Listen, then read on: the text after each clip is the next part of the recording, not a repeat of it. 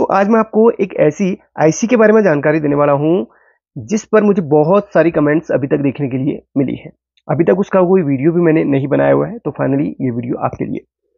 किसी भी सर्किट में आप देखेंगे तो बहुत सारी आईसी आपको देखने के लिए मिलेंगी। कोई ऐसी किसी काम के लिए लगी रहती है, कोई किसी काम के लिए। नॉर्मली एम्पलीफायर के अगर सर्किट में देखें तो वो एम्पलीफिकेशन के लिए लगी होती है, साउंड को एम्पलीफाई करने के लिए लगी होती है। अगर नॉर्मली आप किसी एसएमपीएस में आईसी लगी हुई देखें तो वहां पर स्विचिंग के लिए लगी होती है। तो ये जो सभी आईसी होती हैं अपने अपने कामों के लिए लगी रहती हैं, और नॉर्मली जो आईसी होती हैं उनको हम प्रोग्राम नहीं कर सकते हैं, वो आईसी प्रोग्रामेबल नहीं होती है। अब जिस आईसी की मैं बात कर रहा हूं उसको बोलते हैं ईईपी रोम, यानी कि electrically erasable programmable read only memory. जैसे आपने रोम शब्द तो बहुत सुना होगा, रीड ओनली मेमोरी, है ना। तो वही उसी आईसी का एक रूप है, लेकिन इसको हम प्रोग्राम कर सकते हैं, उसके प्रोग्राम को इरेज कर सकते हैं, जितना चाहे उतना इसको प्रोग्राम किया जाए, लेकिन इसकी भी एक लिमिट होती है। तो नॉर्मली इस कार्ड को अगर देखेंगे, ये कार्ड तो आपको पता होगा। चलिए, अगर आप मेरी वीडियो कंटिन्यू देखते हैं तो आपको पता होगा कार्ड कहाँ पर इस्तेमाल होता है। तो मुझे कमेंट करके बताना ये कार्ड आपने कहाँ पर लगा हुआ देखा है। चलिए, तो देखिए इस कार्ड में इस लोकेशन पर आपको एक आईसी देखने के लिए मिलेगी। यहाँ पर अगर आप देखेंगे तो इसमें देखिए 1 2 3 4 5 6 7 8 8 लैग इसमें लगी हुई है, यानी कि 8 लैग की आईसी है।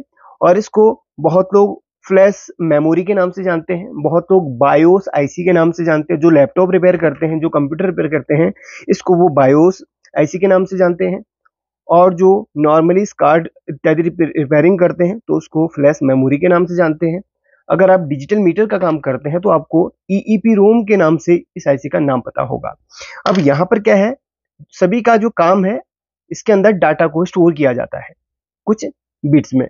अब ये एक ऐसी आईसी होती है जिसको हम इरेज कर सकते हैं, जिसको प्रोग्राम कर सकते हैं, और इसके अंदर का अगर डाटा करप्ट हो जाए तो ये कार्ड डेड भी पड़ जाता है। बहुत बार आपने देखा होगा कि लैपटॉप चलते चलते डेड हो जाता है, जब उसमें कोई भी हार्डवेयर का प्रॉब्लम नहीं आता है तो उसके जो है ईईपी रोम या फ्लैश आईसी या बायोस आईसी, आपने सुना होगा, बायोस को प्रोग्राम किया जाता है।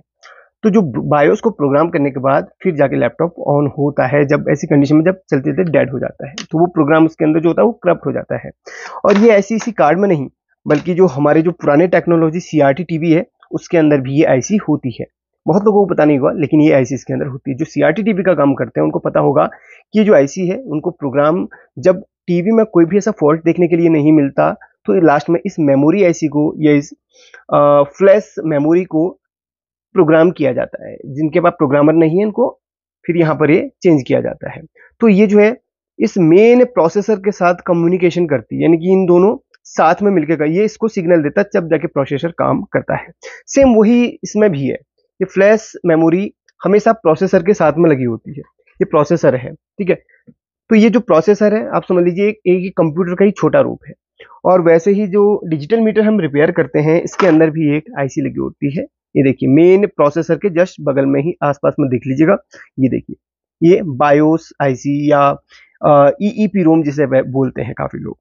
तो ये जो है ना, हमेशा प्रोसेसर के ही साथ में होती है। आजकल जितने भी प्रोसेसर आ रहा है वैसे आईसी इसके अंदर इनबिल्ट होती है, ईपी रोम। बट यहाँ पर पहले जितने भी प्रोसेसर आते थे इनके साथ में ईईपी रोम लगी हुई रहती थी। अब इसकी पहचान कैसे करें? जो ईईपी रोम आती है, जो फ्लैश आईसी आती है, वो 24, 25, 93 इत्यादि अलग अलग बहुत सारी होती हैं। तो जो बेसिक सर्किट होते हैं उनमें 24, 25, 93 सीरीज की आईसी देखने के लिए मिलती है। जैसे कि 24C, 24L, 93C, 93C, 46, 93C, 56 इस तरीके से देखने के लिए मिलती है। अब देखिए मैं एग्जांपल आपको दिखा दूं। इसमें देखिए इसमें भी कुछ नंबर्स होंगे, बट मैं फ्लैश लाइट ऑन करूंगा शायद आपको दिखाई देंगे। ये किस नंबर की आईसी यहाँ पर है, इसमें लिखा होगा 24। आपको याद रखना है ये किस, अगर आप ये नंबर याद रखेंगे तो आपको पता चल जाएगा, जी आईसी को देखते पता चल जाएगा कि ये किस सीरीज की है। अब देखिए मैंने कोशिश तो पूरी करी है इसमें दिखाने की। तो इस अगर आईसी के ऊपर देखें तो 24C04, हालांकि मुझे भी साफ नहीं दिखाई दे रहा, आंखें वैसे कमजोर है, फिर भी आपको दिखाने की कोशिश कर रहा हूँ। 24C04 देखिए 24C और ST कंपनी के द्वारा मैन्युफैक्चर है। ये विनबॉन्ड है, बहुत सारी कंपनी के द्वारा मैन्युफैक्चर है, बहुत सारी कंपनियां इन आईसीज को मैन्युफैक्चर करती हैं। नीचे लिखा होगा कंपनी का नाम, और इनको प्रोग्राम करने के लिए स्पेशल प्रोग्रामर आते हैं। ये देखिए EZP 2019 प्लस एक प्रोग्रामर ये है, और एक प्रोग्रामर ये है CS 341 से। तो इन प्रोग्रामर्स की हेल्प से इनको प्रोग्राम किया जाता है। अब देखिए बहुत सारे ये डिवाइस होते हैं जो इन आईसी की ही साथ में काम करते हैं। ये आईसी अगर करप्ट हो जाए, इसके अंदर का डाटा अगर करप्ट हो जाए, तो फिर क्या होता है कि वो कार्ड, वो टीवी, एलईडी टीवी के अंदर भी होता है, ऐसा नहीं कि एलईडी टीवी, बहुत बार आपने देखा होगा एलईडी टीवी का जो काम करते हैं उनको पता होगा कि जब टीवी डेड पड़ जाती है, जब कहीं भी हार्डवेयर का फॉल्ट नहीं आता, उसमें सॉफ्टवेयर किया जाता है। तो ये सॉफ्टवेयर इन्हीं के अंदर सेव होता है। तो इनमें क्या किया जाता है, इनको पहले इरेज किया जाता है, इसको इसमें EEPROM लगाई जाती है, इसके ऊपर एक स्लॉट आता है, मैं आपको दिखा देता हूँ। अगर बड़े साइज की है, जैसे टीवी आपको दिखाता है, टीवी क्या उसमें बड़े साइज की है, तो इनमें डाला जाता है उसको। अब यहाँ पर लिखा भी है, मैंने इस वीडियो स्पेशली बनाई है, उन वीडियोस को जाके देखिए, इन प्रोग्रामर्स को कैसे चलाया जाता है आप सीख जाएंगे। यहाँ पर देखिए जो 24 सीरीज की है उसको इस स्लॉट में डाला जाता है, इस कट को देखते हुए 25 सीरीज की इसमें डाला जाता है।